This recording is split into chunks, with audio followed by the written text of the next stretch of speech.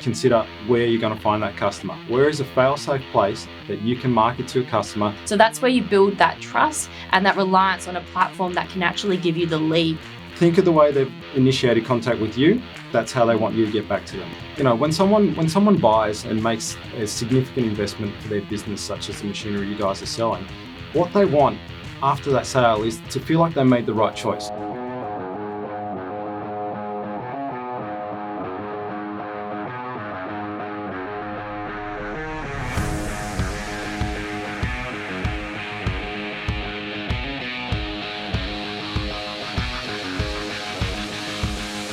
Hi everyone, my name's Ben and I'm a key account manager here at Machines For You, and a big part of my job is to ensure that our clients are using best practice on our marketplace today. Hi guys, I'm Amber from Machines For You also.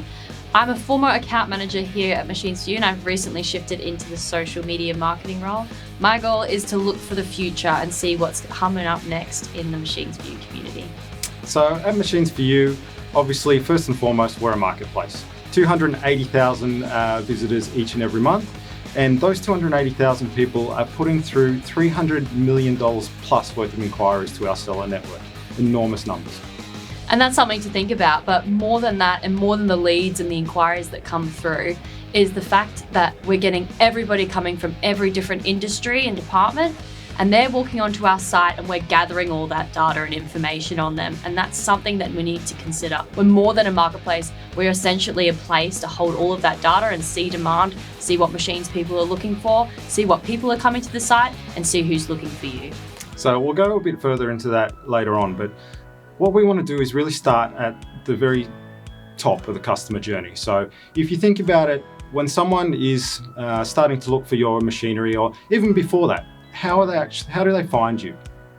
Where do they make their decision on which brand they want? So in the past, there was a lot of reliance on traditional media. And by that, I mean TV, radio, press. There was a lot of branding in there. You would put your brand first and foremost.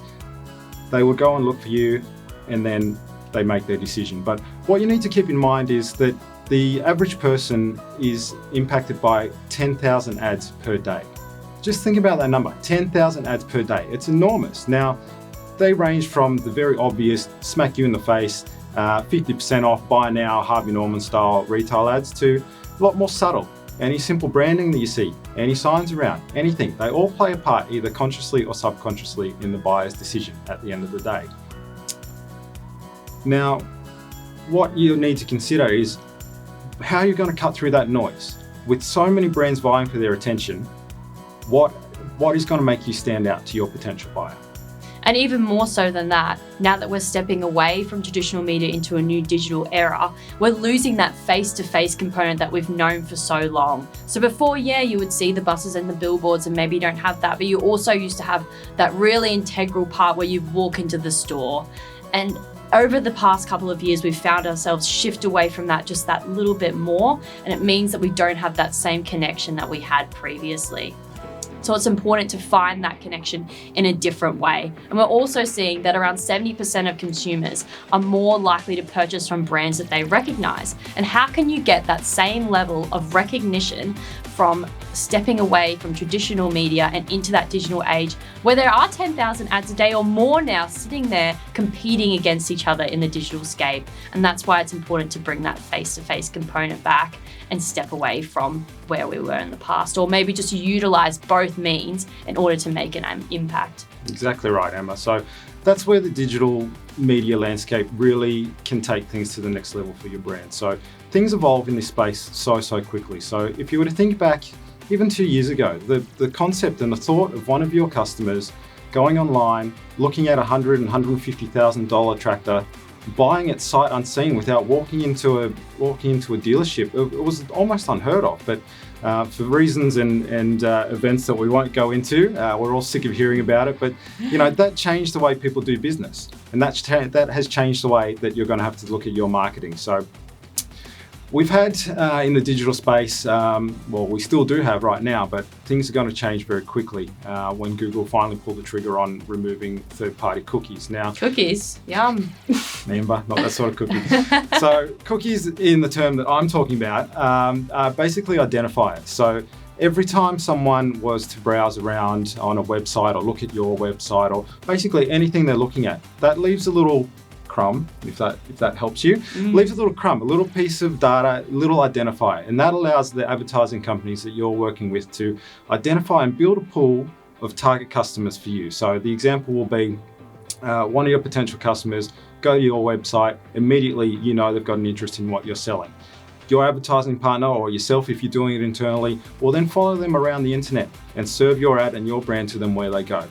Now, that has been a godsend. You know who your customer is, but that's going to change as soon as Google pull the trigger on removing third-party cookies, like I said. So that leaves you with a challenge. You're going to have to change your approach to marketing. How else are you going to find your customer? Now, instead of going out and following them around and almost to the point of stalking them like you've done, what you're going to have a look at is consider where you're going to find that customer. Where is a fail-safe place that you can market to a customer, someone that you know is going to buy the gear that you buy? Well, exactly right. And in the past, everybody used to jump on and grab that data maybe through Google or through your own website. And that's fine. I'm sure you have many people coming through to your website every day looking for that tractor or that other piece of equipment you have in stock. And you can see which buyers are funneling in. You get a bit of an idea of what kind of demand, what kind of demographic is falling into your sandpit of collection. But what you need to think about is, what about the competitors' demand? What kind of buyers do they have? How can you harness their audience? Or what stock are they looking for that you don't supply? And this is not the information you can only find on your website. And what Ben was saying here is that those cookies are being lost. Those ones that you can find through Google in the past, you may not have access to anymore the way things are going. So we have to look forward and think about how you can grab that data from a different resources. And that's when the marketplace is coming into play here. The Pro Slammers Winter Nationals was once again in full swing this year, with crowds flocking to see some rubber-burning quarter-mile action. And the team from Artie Williams and Queensland Rockbreakers were once again there as proud sponsors of Australia's hottest drag racing event. Artie Williams' very own Stephen Ham ran a blazing 5.698 seconds. That's second fastest for the weekend and just a fraction of a second off the top qualifying time. This year's Winter Nats was a record-breaking weekend with over 40 national and track records broken, and we can't wait for next year when the Winter Nationals turns 55. So how do you look for something you want to buy, Amber? What's the first thing you'll do? I think we can all stand here and agree that if I was looking to buy something, and I think everybody else would agree here, we would Google it. And if you didn't Google it, well, you would be walking into that shop down the road and asking that 18-year-old at the counter. And how do you think he finds out what he wants to buy? He Googles it. And that's what you need to think about here. Exactly right. So your customers already, they're Googling. And in the past, they relied on, blogs, word of mouth, potentially recommendations from experts. All that information is literally at their fingertips right now. So when we go again, we look back at that first step of the journey, they're coming on, they're Googling, they decide that they're in market for something. All your branding up until this point has made an influence and started to direct them towards your brand. But what is it that's going to push them that next step towards you? So again, our potential customers decided they need a tractor or they need a sawmill, whatever the piece of machinery it is that you sell. They've Googled it, then what? Our SEO team spend millions of dollars on ensuring that Machines for You is up there. We rank in the top 3 terms for 6,500 keywords. 6,500 keywords organically, we are in the top 3. And even if we aren't, there's a way to get through to our website because people come onto our website to look for machinery. Let's look at the separation here. If they Google a certain type of, maybe they Google a tractor and maybe they find themselves on Facebook Marketplace or some other marketplace, or maybe they're on some website that encompasses them all. When they come to Machines for You, they're putting through that buyer inquiry, they're looking for that particular piece of machinery, and they know they're there to purchase it. They're not just finding out a little bit information about it. They're not my little sister who's Googling tractors and trying to find out what they look like or if she could get one in red. They're there to buy. This is the difference between someone walking into your store.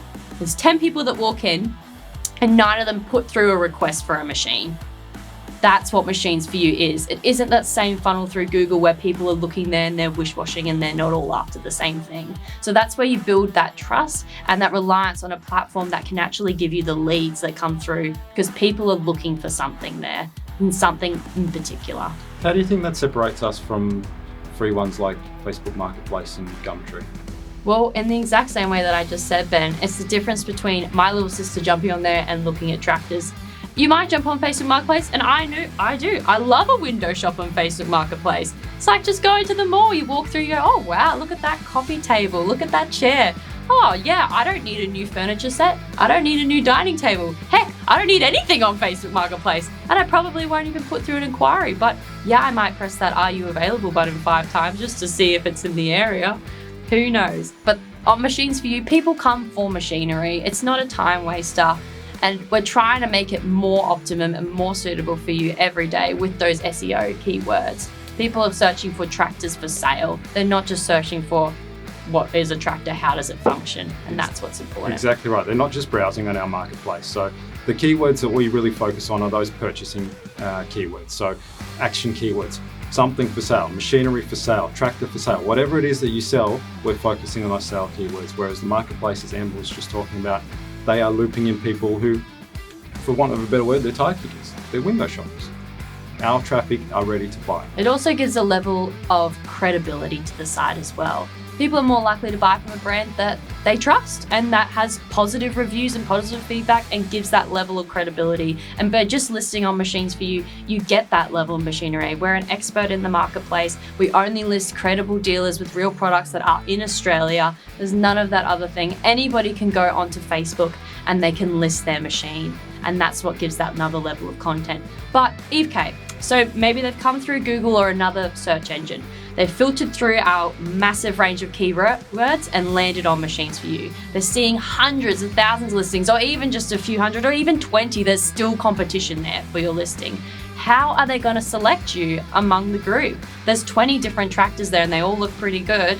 Or maybe there's a couple that have better photos than others. Where does this come into account? Does that make a difference, Ben? That's right. I mean, you've gone from a world where you've been able to follow your potential customer around, which obviously had its place. That's where your customer was. But now, as we transition away from third-party cookies and marketplaces become that much more important, as we said, you know your buyers are going to be here. 280,000 a month, as I said, but with your buyers also comes a competition. So all around you, everywhere, your listing is there, but you've got the competition. How are you actually going to stand out? Why is the buyer going to choose you? Now that all comes down to your content at the end of the day. So I'll encourage you to think of your own habits when you're shopping online. So let's say potentially you're looking at a new house, and good luck. Hopefully you're getting paid well in the current market. But again, we'll stick with that example.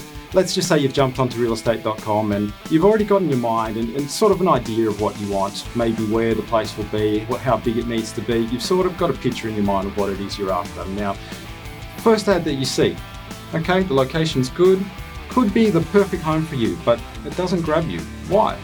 It's only got half a dozen photos, a little bit drab, they'll take it on a gloomy day. You click into the ad and the description, it's just templated. The salesperson's had a bad day, he's just copied and pasted it from a previous listing, changed a couple of things and he thought, oh, that'll do. You looked at it and you go, no, this isn't it. So you move on to the next one. And the next one down, maybe not what you thought you wanted initially, but when you look at it, it just grabs you, it pulls you in. Why?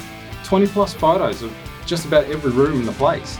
There's a video of the salesperson walking through the place, pointing out all the unique features, really selling it to you. Look at this, look at that. You won't get this anywhere else. Look at this view. Plays on your emotions straight away. The description, it's amazing. It's detailed, tells you everything about the place. And again, it's got that emotional connection. And by the time you get the floor plan, you're already picturing yourself in the house. You're planning where the lounge suite's going to go. You're choosing which room little Jimmy and little Katie, your 2 kids, are going to take. You've already been drawn in before you even step foot in the open house. That is the power of content. And that's the power of that video and that photo content as well, when we can't make that face-to-face interaction. Like I said before, and I'll say it again, we're losing that same level of connection that we can't always have. And I know I've been in the rental market recently, and sometimes they even do virtual walkthroughs. How do you even know if you can settle into the house, especially in that field? And often we see it in the machinery marketplace that people are inquiring in different areas, that places they don't really live. And that happens. It's a rural market often, a lot of the time, especially in agriculture. So this means that you're not always going to be able to visit that tractor in person. And that's why the content is so important, to give that visual aspect and get that salesman up. selling the machine. You think of what it was like 10 years ago when someone would walk into the store and they would get that sale. Today, we want to get that just on our phones. And it's not that hard. I hear people complain all the time. Traditional media was so much easier than it was today. Oh, really? Oh, really? So you're telling me it's easier to make that magazine publish or that newspaper article or do that billboard? You didn't have to consult with the graphic designer for 3 weeks or figure out the copy or sort everything out all in one, make sure they're all working together for months on end to prepare this campaign. Today, you can just pick up your phone and use an app to take the photo and a video and upload it straight away. And more than it showing up on Machines for You, it shows across all of your platforms if you would like to use it. And this is just the now. We've got to step into the future here. Eventually, we're going to be integrating the social media platforms and the networks. We're talking about the power of video and photo. Well, TikTok's around the corner. Oh, Amber, who knows what's next? You don't know. If you're not going to be the first, why be the last? You might as well get into the game early and be proactive about it. Yeah, and just back to the point about content. So, you know, it sounds hard, but with our Uplist app that Amber mentioned, it is that much easier. You can literally, straight from your phone, take a photo of that piece of machinery as it comes onto your lot. Snap a couple of pictures. Get your best salesman front and center. Do that sales pitch he does 3 or 4 times a day, hopefully, to people coming to your yard. And honestly, have you ever met a good salesperson that doesn't love being front and center when there's a camera rolling? Give them that chance. Get them to showcase themselves online. They'll love it. But more importantly, your customers will love it. That gives you the chance to build that emotional connection with your audience. Again, before they step foot on your lot, give them everything they want at the click of their fingers once again. Coast to coast and wide open on the back of a trail bike. Now that's how you raise awareness for prostate cancer. Aussie machinery seller Scott Spring Brown from Best Price Me rode his dirt bike for 18 days from Perth to Byron Bay. The 6,500 kilometre journey was made to raise awareness for a cancer that affects 1 in 6 men before the age of 85. Scott's trip was absolutely epic. Crossing the Simpson, sleeping cliffside, and taking a 200k detour because of mechanical dramas. It's no bloody wonder. We're glad to see Scott back home after a life-changing adventure. He says is one of the highlights of his entire life. To find out more about Best Price Me, visit machinesforyou.com.au. Well, let's just take it a step back, Ben. What did they used to do? Did they just used to walk in? Where would they inquire? How was the homework taking place? Maybe you remember. Oh, excuse me. How rude. But yeah, you're right. You know, think about it. The whole customer journey again. What was it like not that long ago? You know, digital marketing, yes, it's just grown and grown and grown. But prior to this, how were you conducting your business? People would walk into your store, walk into your yard, have a walk around. Your salesperson would approach them, put the sell on the machinery, try and upsell them to the next model, do the age-old dance, you know, how it used to be for 100 years before digital marketing sort of grew and took over and took that trust away. That's how business was done. But with that, you've got to evolve with the tools as they become available. Well, exactly. And when they walked in, they would just wander next door to do their next inquiry, or maybe they would drive a few Ks down the road to do their next one. What we're saying is there was only 3 levels of competition there. There was only 3 levels of brand trust that needed to be developed. And now there's 40, or maybe there's 15, or even 5. It's still a new level because they're not as localized as previously. And that's where this changes. Once they've actually formed their way through the funnel and put through that inquiry, then you've got to think about what competition is sitting there, and that changes the benchmark for communication, the level of response time, and that kind of content that you have up there at the time. You think today, Larry's sitting in his chair, it's 10:30 p.m. on a Saturday night, he's got a beer in his hand, the cricket's playing in the background, and he's thinking, oh, I need to buy that new tractor. He's scrolling through, he's on Machines for You because he just searched tractors for sale, or he's ended up there. And he's seen a few listings and some are standing out for him. Some are following Ben's advice and they've got some great content. But is he just putting through one inquiry? No way. Larry's gone, oh, I kind of want this one, kind of want this one, kind of want this one. And every day we see about 40% of our inquiries funneled through after hours. In fact, after the time of 6 p.m. is the most highest level of traffic to the site. So they're on there at that time, they're looking, they're picking, and they're picking multiple. And you've got to think, how are you going to compete? How are you going to compare? And it's really important to recognize as well is that when they do make that inquiry, they're not making a phone call like what they used to do. Phone leads are absolutely dropping, and we see this year on year on the site. Email leads are coming up, and so are form response leads. So what kind of channel are you going to use to communicate with your buyer? Exactly, and think about your own expectations when you engage with a brand online these days as well. Not that long ago, a 24 or 48 hour response time was pretty acceptable, right? We're all okay with that, but jump forward to 2022, to today. Customer expectation is almost an instant response. They want you to get back to them almost immediately, right? Very, very quickly. And the key here is every customer needs that unique experience. They want it tailored to them. They don't want your stock standard response. Think of the way they've initiated contact with you. That's how they want you to get back to them. Mm-hmm. If they've picked up the phone and left a message, call them back as soon as you can. If they've emailed you, email them back. Don't cross-channel, because this is where you can start to lose customers. So again, whilst it's so important to jump and respond to them quickly, because the reality is, as Amber said, you're competing with a couple of other people they've submitted a lead to, but you don't want to spook them. Again, think of yourself. If you email a brand and they get on the phone and ring you, you're a little bit taken aback, right? You're a little bit shocked. I'm not ready to talk to you. No, I don't want to talk to you. No, I'm not ready to talk to anybody on the phone, especially if they're trying to sell me something. Yeah, and on the flip side, if I call you and you don't return my call, but you email me, the perception is I'm not important to you. That's the way it works. You've got to keep to the channel that they initiate contact with. Oh, well, it's even more than that again. Okay, say you try and keep the channel consistent. How are you going to reply? How are you going to make that impact? Yeah, that other guy's replied as well. Well, how does your email differentiate from his? And there's a few levels to this. Every single point at the buyer funnel where they can step away from your brand and into another, they will. So it's really important to make sure your messaging is consistent and kind and supportive for the buyer, and still make it super prompt as well. You think of 2 years ago, they wouldn't have minded you processing that request in a couple of weeks, right? Or even now, Ben, you're talking about if they inquired at 10:30, they probably wouldn't mind if you replied on the next business day. But how can we beat the competition to the punch without, as you said, who wants to be working at 10:30? I want to be having a drink and watching the footy. Oh, I wouldn't expect you to be. And the world is changing. It's becoming 24/7. How do we combat that? And that's where we need to start thinking about how we're bringing up our digital marketing places and making them integrate all of those other AI tech and those Facebook integrations and Messenger to make sure those automatic responses occur. And that's what we're thinking about every day in the digital marketing industry, because that's where our expertise lie. Essentially, we're looking into being able to integrate your social media, or integrate plugins, or integrate AI, so that when someone sends a response at 10:34 at night, they do get an instant reply based on what information you have on the site. Because one thing we have noticed is that people do inquire and ask questions about things that are already on your listings, right? Well, what about you ever try and sell something on Marketplace and you get is this still available guy? I mean, it drives us all nuts, right? But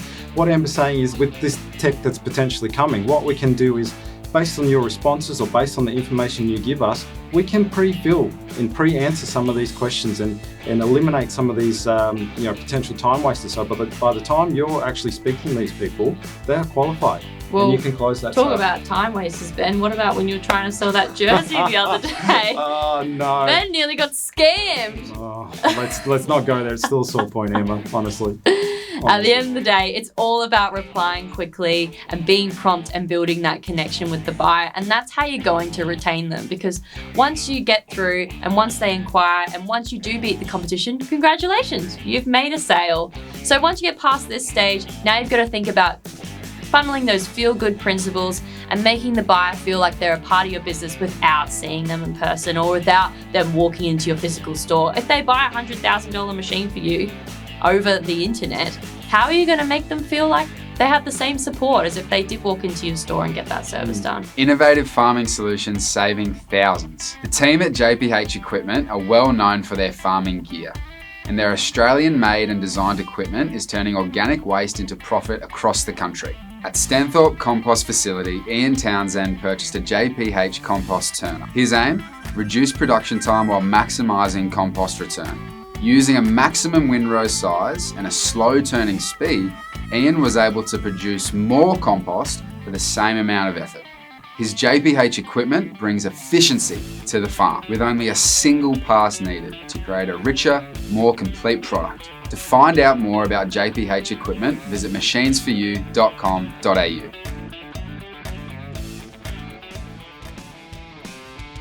So there's a few ways that this used to be done, and still to this day, still quite successfully. You know, you send them a gift on their birthday, acknowledge their birthday with a birthday card. Just give them a little bit of love. And you know, when someone buys and makes a significant investment into their business, such as the machinery you guys are selling, what they want after that sale is to feel like they made the right choice. I mean, again, think of yourself. If you've just gone and bought a, you know, even something not worth half as much or a fraction as much, if you've just gone and bought a $5,000 TV, you set it up, put it at home, you want people to walk in and go, oh, wow, where did you get that from? What's that? How do I get one of those? Mm-hmm. You want them to feel good about their decision. So how can you follow that up? Well, the thing is, Ben, is this is still the case. People still want to feel great about their machines and what they buy. And we see it all the time on the platform. And for me, moving into the social sphere, I see it every single day in our dealer network. I see them all putting up just sold, just service. Larry's come and picked it up and they're so proud because you dealers are so proud and you should be. And our buyers, they love that. They love that little social shout out. But whilst this is so important and whilst a birthday gift is important, we've all seen it before. You send a birthday gift, you feel special, maybe you get a discount, maybe you get something really nice, or maybe a handwritten card. But in 2 weeks, you might still be likely to jump over to the competitor. And that's when it's really important to think about ongoing communication, ongoing engagement, being involved in your buyer's life and being active and being present. And that's why on our platforms, we're starting to think about that social integration and those plugins and those responses so that you can always still be there to support your buyer, even if you can't be there physically all of the time. And we're doing it ourselves. We're already trying to build our own network on the socials and build a bit more of a community around us because we've all been thrown into the wraps with the last couple of years to try and regain that connection. But that's what's important. It's about building that sense of community, being timely, building the right content, and being active. That's right. And at the end of the day, the fundamentals of business, they don't change. You need to be visible, you need to react and respond to your customer, and you need to keep them, really. That's what everyone's in business for. So whilst all the tools and all the technology and everything will come along with it as the world progresses, you know, we can't really speculate too far ahead. The digital world is changing, evolving so quickly. What we can do is obviously use the data and insights we have, follow trends with that, keep a really close pulse on what is coming and integrate that to our system. I mean, at the end of the day, we're not experts in your field of machinery, we're digital marketing experts. We need to keep at the forefront of this, otherwise our business falls by the wayside. We've been alive for 16 years so far. We want to keep that going for another 16 and another 16 and another 16. The way we do that is being innovative, bringing new tools for you, helping you evolve your business in the future, but not only that, making it as easy as possible. That's exactly right, Ben, and that's why we've moved forward with the app, and that's why we're looking into socials now, and that's why we're leveling up, and maybe we're looking at TikTok in a couple of weeks. Who knows? Emma, Who knows? At the end of the day, we're not going to turn around and tell you what machine you should buy or what new trend you should bring in. We're just going to show you our data and help give you that insight that you might not be able to grab in the future, but also level up. We're going to keep all your digital marketing in one place. We're going to keep current. We're going to keep up to date with the marketing experts. We're going to go to that marketing expo in Dubai and we're going to watch those online videos. She's just trying to get herself a free holiday. Yeah, maybe potentially a free holiday could be nice. But we're always just trying to level up and innovate and make things easier because that's the real basis behind it. SEM Stefani X has won the prestigious Eurobois Award. Eurobois is the only French trade show labelled by the European Federation of Woodworking Machine Manufacturers and is an event on every French craftsman's calendar. Winner SEM is a leading producer of woodworking machinery, and with 70 years in the industry, they know how to innovate. Their latest innovation, the Stefani X Industrial Edge Bander, took home the prize at the trade fair in Lyon. This award recognises SEM for the outstanding innovation in their new edge banding solution. To find out more about SEM, visit machinesforyou.com.au. Thanks so much for your time today, guys. It was great having a chat with you and talking about some exciting things that we've been working on here and hopefully bringing into the future. Well, that's the whole point of this, just to show you how we're innovating and keeping you guys up to date. And also, just to think about 8 years in the future for us. We had to sit down and have a chat about it and look at what the past trends are showing us, and we look forward to building a future with you guys as well. Thank you. Give us a call anytime. Thanks, guys. Cheers.